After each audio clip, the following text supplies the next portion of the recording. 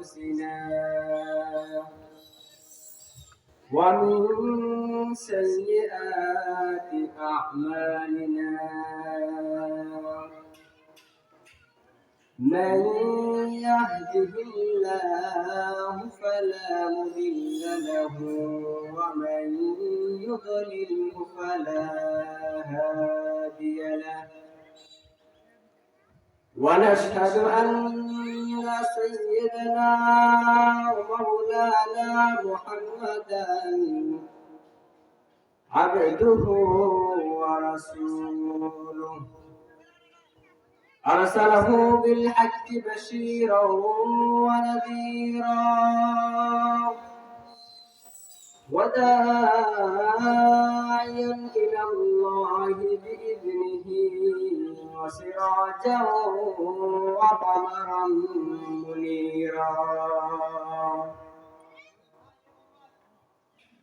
أما بعد فأعوذ بالله من الشيطان الرجيم بسم الله الرحمن الرحيم إن الذين آمنوا وعملوا الصالحات وتواصوا بالحق وتواصوا بالصبر. وقال تعالى في آية أخرى إن الذين آمنوا وعملوا الصالحات لهم جنات تجري من تحتها الأنهار صدق الله مولانا العظيم. وقال رسول الله صلى الله عليه وسلم أعددت لعبادي الصالحين ما لا عين رأت ولا أذن سمعت ولا خطر على قلب بشر أو كما قال عليه الصلاة والسلام. اللهم صل على محمد وعلى آل محمد كما صليت على إبراهيم وعلى آل إبراهيم إنك حميد مجيد. اللهم بارك على محمد وعلى آل محمد كما باركت على إبراهيم وعلى آل إبراهيم إنك حميد مجيد. الحمد لله বাইসারা মার্কাজুল নূর মহিলা মাদ্রাসার উদ্যোগে আজকের বার্ষিক মাহফিলে আল্লাহ তাআলা আমাদেরকে হায়াতে বাঁচিয়ে রেখেছেন এবং সুস্থভাবে এই মাহফিলে আসার এবং বসার তৌফিক দান করেছেন। এই জন্য সবাই অন্তরের অন্তঃস্থল থেকে শুকরিয়া আদায় করি আলহামদুলিল্লাহ। আসলে আজকের এই মাহফিল যে উদ্দেশ্যে দেওয়া হয়েছে সেটা হচ্ছে এই বাইসারা এলাকার মানুষের হেদায়েতের জন্য। দ্বিতীয়ত পোস্টার এবং হ্যান্ডবিলে লেখা হয়েছে মাওলানা কাজী আবুল হাসান রহমাতুল্লাহি আলাইহির স্মরণে। আসলে এখানে স্মরণ করার উদ্দেশ্য হচ্ছে তার মাগফিরাতের জন্য। আল্লাহ তাআলা যেন এই মাহফিলকে তিনার মাগফিরাতের জন্য কবুল করে নেন, এজন্য আমরা দোয়া করি। তো আমি আপনাদের সম্মুখে একটা আয়াত পাঠ করেছি। এই আয়াতের মধ্যে আল্লাহ তাআলা বলেছেন ইন্নাল্লাযীনা আমানু ওয়া আমিলুস সালিহাত, নিশ্চয় আল্লাযীনা আমানু যারা ঈমান এনেছে ওয়া আমিলুস সালিহাত এবং নেক আমল করেছে, লাহুম জান্নাতুন তাজরি মিন তাহতিহাল আনহার, তাদের জন্য রয়েছে এমন এক জান্নাত তাজরি মিন তাহতিহাল আনহার, যার নিচে দিয়ে নহর প্রবাহিত হয়। অর্থাৎ যিনি মুমিন, যে মুমিন হবে তার জন্য জান্নাত, আর এমন জান্নাত ওই জান্নাতে নিচে নহর প্রবাহিত হবে। আর আল্লাহ রাসূল সাল্লাল্লাহু আলাইহি সাল্লাম বলেছেন, আ'দাতু লিইবাদিয়াস সালিহিন, আমি আমার নেককার বান্দাদের জন্য প্রস্তুত করেছি মা এমন জান্নাত, লা আইনুন রাআত, যা কখনো কোনো চোখ দেখে নাই, ওয়ালা উযুনুন সামিয়াত, যা কখনো কোনো কান শুনে নাই, ওয়ালা খাতারা আলা কলবি বাশারি, এবং যা কখনো কোনো মানুষের অন্তরে উদিত হয় নাই। এই জান্নাত কার জন্য? এই জান্নাত হচ্ছে একমাত্র পবিত্র মুমিনের জন্য। এখন আমি আপনাদের সামনে যে বিষয়টি পেশ করতে যাচ্ছি সেটা হচ্ছে মুমিন হওয়া সত্ত্বেও আল্লাহ রাসূল সাল্লাল্লাহু আলাইহি ওয়াসাল্লামের হাদিস অনুযায়ী 21 শ্রেণীর লোক জান্নাতে যেতে পারবে না। অর্থাৎ তারা প্রথমে জান্নাতে যেতে পারবে না, দুখুল আমলগত হবে না, তারা মুমিন। অথচ আল্লাহ রাসূল সাল্লাল্লাহু আলাইহি ওয়াসাল্লাম বলেছেন যে মুমিনের জন্য জান্নাতের ব্যবস্থা করা হয়েছে, কিন্তু তা সত্ত্বেও মুমিন হওয়া সত্ত্বেও 21 শ্রেণীর লোক জান্নাতে যেতে পারবে না। এক নম্বর আল্লাহ রাসূল সাল্লাল্লাহু আলাইহি ওয়াসাল্লাম বলেছেন, লা ইয়াদখুলুল জান্নাতা জাসাদুন গুযিয়া বিল হারাম, ওই দেহ কখনো জান্নাতে যাবে না যেই দেহের মধ্যে হারাম খানা প্রবেশ করেছে। যে দেহের মধ্যে হারাম খানা প্রবেশ করেছে ওই দেহ জান্নাতে প্রবেশ করবে না। অর্থাৎ ওই দেহ কখনো জান্নাতে যেতে পারবে না, মানে হচ্ছে তারা তাদের দুখুল আউয়ালি প্রথমে জান্নাতে যেতে হবে না, তাদের জাহান্নামের শাস্তি ভোগ করতে হবে। এখন আমাদের দেখা উচিত যে আমরা আমাদের এই 60 বছর জীবনে, 50 বছর জীবনে, 30 বছরের জীবনে কখনো হারাম খেয়েছি কিনা, 5 টাকা হারাম ভিতরে প্রবেশ করছে কিনা, 2 টাকা হারাম আমার অন্তরে আমার ভিতরে প্রবেশ করছে কিনা। অথচ আল্লাহ রাসূল সাল্লাল্লাহু আলাইহি ওয়াসাল্লাম বলেছেন, লা ইয়াদখুলুল জান্নাতা জাসাদুন, ওই দেহ জান্নাতে প্রবেশ করবে না গুযিয়া বিল হারাম, যে দেহের মধ্যে হারাম গিজা হারাম খাবার প্রবেশ করেছে।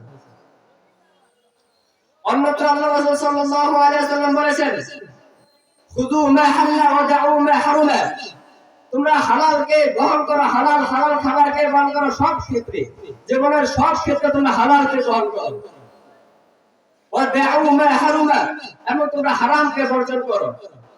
এই হচ্ছে এক নম্বর শ্রেণীর মানুষ যারা নাকি মুমিন হওয়া সত্ত্বেও জান্নাতে প্রবেশ করতে পারবে না। অতএব আমাদের উচিত হারাম থেকে নিজেকে বাঁচিয়ে রাখা। 2 নম্বর আল্লাহ রাসূল সাল্লাল্লাহু আলাইহি ওয়াসাল্লাম বলেছেন, লা ইয়াদখুলুল জান্নাতা কাতিউন, ওই ব্যক্তি জান্নাতে প্রবেশ করতে পারবে না যে নাকি সম্পর্ক ছিন্ন করে। এখন দেখা যায় প্রত্যেকটি এলাকার প্রত্যেকটি ঘরে ঘরে সম্পর্ক ছিন্ন, ভাই ভাইয়ের সাথে কথা বলে না, ভাই ভাইয়ের সাথে কথা বলে না, ভাই বোনের সাথে কথা বলে না, মা ছেলের সাথে কথা বলে না।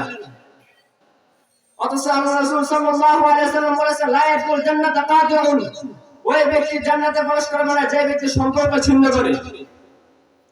অন্য হাদিসে আল্লাহ রাসূল সাল্লাল্লাহু আলাইহি ওয়াসাল্লাম বলেছেন, সিল মান কাতাআকা ওয়াফু আম্মান যালামাকা ওয়া আহসিন ইলা মা আসাআ ইলাইকা, সিল মান কাতাআকা, সিল তুমি সম্পর্ক করো ওই ব্যক্তির সাথে, মান কাতাআকা যে তোমার সাথে সম্পর্ক ছিন্ন করেছে।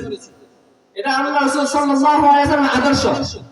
সিল মান কাতাআকা ওয়াফু আম্মান যালামাকা, ওয়াফু তুমি ক্ষমা করে দাও আম্মান ওই ব্যক্তিকে যালামাকা যে তোমার উপর জুলুম করেছে, ওয়া আহসিন ইলা মা আসাআ ইলাইকা, ওয়া আহসিন আমি তুমি ভালো আচরণ করো ইলা মা ওই ব্যক্তির সাথে আসাআ ইলাইকা যে তোমার সাথে মন্দ আচরণ করেছে। এটা হচ্ছে আল্লাহ রাসূল সাল্লাল্লাহু আলাইহি ওয়াসাল্লামের আদর্শ। অতএব যদি আমরা জান্নাতে যেতে চাই আমাদের উচিত হলো সম্পর্ক ছিন্ন থেকে বেঁচে থাকা। যারা আপনার সাথে কথা বলে আপনি তার সাথে নিজে গিয়ে কথা বলুন, কারণ সম্পর্ক ছিন্ন করে জান্নাতে প্রবেশ করতে পারবে না। 3 নম্বর আল্লাহ রাসূল সাল্লাল্লাহু আলাইহি ওয়াসাল্লাম বলেছেন, লা ইয়াদখুলুল জান্নাতা আকুম বিওয়ালিদাইহি, ওই ব্যক্তি জান্নাতে প্রবেশ করতে পারবে না যে ব্যক্তি তার পিতা মাতার সাথে অবাধ্য করে, তাদের সাথে খারাপ আচরণ করে।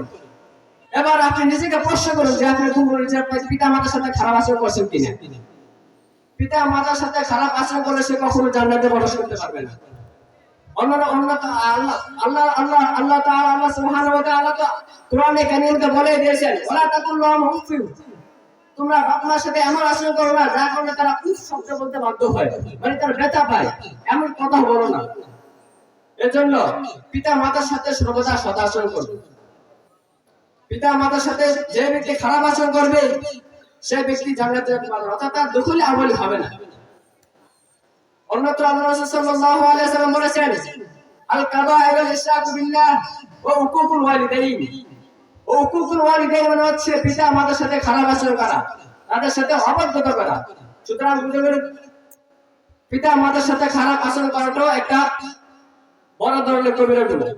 আর যে ব্যক্তি কবিরা গুনাহ করবে সে জান্নাতে যেতে পারবে না। অতএব আমাদের উচিত হলো কবিরা গুনাহ থেকে বেশি থাকা। দ্বিতীয় নম্বর, চতুর্থ নম্বর, পঞ্চম নম্বর আল্লাহ রাসূল সাল্লাল্লাহু আলাইহি ওয়াসাল্লাম বলেছেন, লা ইয়াদখুলুল জান্নাতা কাত্তাত। আল্লাহ রাসূল সাল্লাল্লাহু আলাইহি ওয়াসাল্লাম বলেছেন, যে ব্যক্তি পরকিয়া করে সে কখনো জান্নাতে যেতে পারবে না। অথচ এখানে দেখা সমাজের প্রতিটা রন্ধ্রে শহরে গ্রামে সবখানে পরকিয়া চলে, অন্ধকারে কেউ দেখে না, পরকিয়া চলে, মনে করে সবই হইতেছে। আল্লাহ তাআলা দেখেন, আল্লাহ তাআলা সবকিছু দেখেন। আল্লাহ তাআলা দুনিয়াতে যা কিছু আছে কোন পরিমাণ জিনিস সব আল্লাহ তাআলা দেখেন। অতএব পরকিয়া থেকে বাঁচতে হবে। যে ব্যক্তি পরকিয়া করবে সে কখনো জান্নাতে প্রবেশ করতে পারবে না। ষষ্ঠ নম্বরে আল্লাহ রাসূল সাল্লাল্লাহু আলাইহি ওয়াসাল্লাম বলেছেন, লা ইয়াদখুলুল জান্নাতা মুদমিনু খামরি। ওই ব্যক্তি জান্নাতে প্রবেশ করতে পারবে না যে ব্যক্তি মদ পান করে। মদ এখন দেখা যায় প্রত্যেকটা গ্রামের প্রত্যেকটা ঘরে ঘরে মদ খাওয়া হয়। মদ, আমি আমার গ্রামের কথা বলি, আমার গ্রামে মদ খাওয়া হয়, আমার গ্রামে মদ খাওয়া হয়। অথচ আল্লাহ রাসূল সাল্লাল্লাহু আলাইহি ওয়াসাল্লাম হাদিসের মধ্যে বলেছেন, লা ইয়াদখুলুল জান্নাতা মুদমিনু খামরি। যে ব্যক্তি মদ পান করে সে কখনো জান্নাতে প্রবেশ করতে পারবে না। এমনকি আল্লাহ রাসূল সাল্লাল্লাহু আলাইহি ওয়াসাল্লাম হাদিসের মধ্যে মদ বিক্রেতাকে লানত করেছেন, যে মদ বহন করে তাকেও লানত করেছেন, যে মদ প্রস্তুত করে তাকেও লানত করেছেন, এবং যে মদ খায় তাকেও লানত করেছেন, এবং যার সাহায্যে মদ খেয়ে তাকেও লানত করেছেন।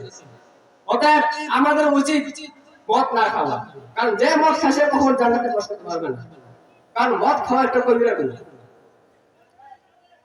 সপ্তম নম্বরে আল্লাহ রাসূল সাল্লাল্লাহু আলাইহি ওয়াসাল্লাম বলেছেন, লা ইয়াদখুলুল জান্নাতা মান্নানুন। ওই ব্যক্তি জান্নাতে যেতে পারবে না যে ব্যক্তি খাওয়ায়া ফুটা দেয়।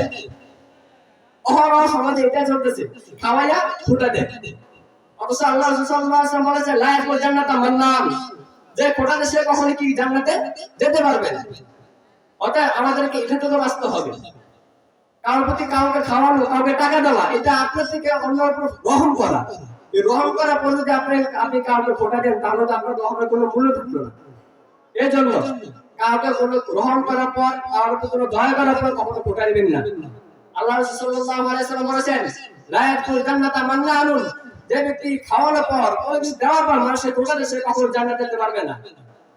অন্যত্র আল্লাহ রাসূল সাল্লাল্লাহু আলাইহি ওয়াসাল্লাম বলেছেন, লা ইয়াদখুলুল জান্নাতা খাব্বুন। ওই ব্যক্তি জান্নাতে যেতে পারবে না যে নাকি প্রতারণা করে। আপনার সাথে একটা মানুষের সম্পর্ক, অনেক বিশ্বস্ত, অনেক বিশ্বাস নিয়ে তাকে টাকা পয়সা দেন, তাকে খাওয়ান, কিন্তু দেখা যায় সে অন্য কিছুর মিলবে, অন্য কিছু আপনার থেকে সুবিধা ভোগ না করার কারণে আপনার সাথে প্রতারণা করে। আর এই প্রতারণা সে মনে করে সে নিজে ধন্য, সে আপনার সাথে প্রতারণা করে বেঁচে গেছে, সে নিজে ধন্য মনে করে নিজেকে, অথচ সে কখনো ধন্য না। এজন্য আল্লাহ সাল্লাল্লাহু আলাইহি ওয়াসাল্লাম বলেছেন, জান্নাতুল খাব্বুন। যে ব্যক্তি প্রতারক সে কখনো জান্নাতে প্রবেশ করতে পারবে না। অতএব আমাদের উচিত আমাদেরকে প্রতারণা থেকে বেঁচে থাকতে হবে। আল্লাহ রাসূল সাল্লাল্লাহু আলাইহি ওয়াসাল্লাম বলেছেন, লা ইয়াদখুলুল জান্নাতা নাম্মামুন। ওই ব্যক্তি জান্নাতে প্রবেশ করতে পারবে না যে ব্যক্তি নাকি চুগলখড়ি করে। চুগলখড়ি বুঝুন তো, আপনার কথা অন্যকে লাগায় দেয়, ঝগড়া লাগায় দেয়, পেঁচ লাগায় দেয়, সব ক্ষেত্রে এটা দেখা যায়। ওই অথচ আল্লাহ সাল্লাল্লাহু আলাইহি ওয়াসাল্লাম হাদিসে বলছেন, লা ইয়াদখুলুল জান্নাতা নাম্মামুন। আল্লাহ সাল্লাল্লাহু আলাইহি ওয়াসাল্লাম বলেছেন যে জান্নাতে চুগলখড়ি প্রবেশ করতে পারবে না। অতএব আমাদেরকে চুগলখড়ি থেকে বাঁচতে হবে। সমাজের প্রতিটি ঘরে দেখা যায়, প্রতিটি ঘরের সাথে ঘরের সম্পর্ক ছিন্ন হয় শুধু চুগলখড়ির কারণে। এক এক ধরনের মানুষ আছে যারা নাকি শুধু পেঁচ লাগায়, আপনার কথা অন্য কানে দেয়, অন্যের কথা আপনার কানে দেয়, মাঝে সে ভাড়া থাকে, আর এই ব্যক্তি জন্মে জাহান্নাম। অতএব আমাদেরকে এই চুগলখড়ি থেকে বাঁচতে হবে। অন্যত্র আল্লাহ সাল্লাল্লাহু আলাইহি ওয়াসাল্লাম বলেছেন, কুল্লু উম্মতি ইয়াদখুলুনাল জান্নাহ ইল্লা মান আবা। ইলা ইয়া রাসূলুল্লাহ মান আবা? قال من أطاعني دخل الجنة ومن عصاني فقد أبى হাদিসে কারিমে আল্লাহ রাসূল সাল্লাল্লাহু আলাইহি ওয়াসাল্লাম বলেছেন কুল্লু উম্মতি ইয়াদখুলুনাল জান্নাহ আমার প্রত্যেক উম্মত জান্নাতে প্রবেশ করবে তবে তবে ইল্লা মান আবা যে আমাকে অস্বীকার করে সে জান্নাতে প্রবেশ করতে পারবে না তো সাহাবায়ে কেরাম আল্লাহ রাসূল সাল্লাল্লাহু আলাইহি ওয়াসাল্লামকে প্রশ্ন করলেন হে আল্লাহর রাসূল কি আপনাকে অস্বীকার করে কয় মান আতাআনি দাখাল জান্নাহ যে উম্মত আমার অনুগত করবে আমার অনুসরণে তার জীবন যাপন করবে সে জান্নাতে প্রবেশ করবে আর যে নাকি আমাকে আমার অবাধ্যতা করবে সে আমাকে অস্বীকার করবে আচ্ছা আল্লাহ রাসূল সাল্লাল্লাহু আলাইহি ওয়াসাল্লামকে অস্বীকার করলো সে কখনো জান্নাতে যেতে পারবে না অতএব আমাদেরকে রাসূল করিম সাল্লাল্লাহু আলাইহি ওয়াসাল্লামের প্রত্যেকটা সুন্নতকে জীবিত করতে হবে প্রত্যেকটা সুন্নত অনুযায়ী নিজের জীবনকে গড়তে হবে এজন্য আমাদেরকে প্রত্যেকটা সুন্নতকে আঁকড়ে রাখতে হবে আমাদের সমাজে প্রত্যেকটা জায়গায় এরকম হয়ে গেছে যে সুন্নতের কোনো মূল্য নেই সুন্নতের কোনো মূল্য নেই অথচ আল্লাহ সাল্লাল্লাহু আলাইহি ওয়াসাল্লাম মান আতাআনি দাখাল জান্নাহ যে আমাকে আমার অনুগত করবে সে জান্নাতে প্রবেশ করতে পারবে অতএব আমাদের উচিত হলো রাসূল করিম সাল্লাল্লাহু আলাইহি ওয়াসাল্লামের প্রতি সুন্নতকে ভালোভাবে আঁকড়ে ধরা বর্তমানে আমাদের যে দাওয়াতে তাবলীগের কাজ চলতেছে আলহামদুলিল্লাহ আমাদের বাইসারা গ্রামের অধিকাংশ মানুষ এখন দাওয়াতে তাবলীগের কাজ চলে কি বলেন আমাদের দাওয়াতে তাবলীগের কাজ দিন দিন প্রসারিত হচ্ছে কিন্তু আজ বর্তমান সময় দেখতে পাচ্ছি এক ধরনের ভণ্ড উলামায়ে কেরাম আজকে এই আমাদের দাওয়াতে তাবলীগের মধ্যে বিভিন্ন ধরনের বিদআত প্রকাশ করতেছে বিভিন্ন ধরনের ভুল ভ্রান্তি প্রকাশ করতেছে অতএব আমরা আজকের এই মাহফিল থেকে তাদেরকে সতর্ক করতে যাচ্ছি যদি তোমরা বিরত না হও তাহলে আমরা তোমাদের প্রত্যেকটা আস্তানা ভেঙে চুরমার করে দেব কি বলেন ঠিক কিনা যদি এই দাওয়াত তাবলীগের কাছে কোনো ব্যক্তি বাধা আসে আমরা তাই কখনো ছাড়বো না কি বলেন আমরা চেয়ে নিব তারা এই দাওয়াত তাবলীগের কাছে বাধা দেয় ইনশাআল্লাহ 22 তারিখে আমরা যখন তাবলীগের দাওয়াত শুরু হয়ে গেছে তাহলে এই বাংলাদেশ কি পুরো পৃথিবীর প্রত্যেকটা দেশে প্রত্যেকটা এলাকায় প্রত্যেকটা ঘরে ঘরে আমাদের তাবলীগের দাওয়াত হবে কি বলেন আল্লাহ তাআলা যেন দিন দিন এই দাওয়াত তাবলীগের কাজকে পুরো পৃথিবীতে প্রসারিত করার জন্য আপনারা দোয়া করবেন এবং প্রত্যেকটা দিনের পর পৃথিবীর প্রত্যেকটা ঘরের মধ্যে আল্লাহ তাআলা যেন দ্বীনের আল্লাহ তাআলা কোরআনের আলোকে প্রকাশ করে দেন এর জন্য আপনারা দোয়া করবেন বিশেষ করে যেহেতু আজকের মাহফিলটা বাজারে করেছে আমরা সবাই দোয়া করব আল্লাহ তাআলা যেন আমাদের বাজারে প্রত্যেকটা ব্যবসায়ীকে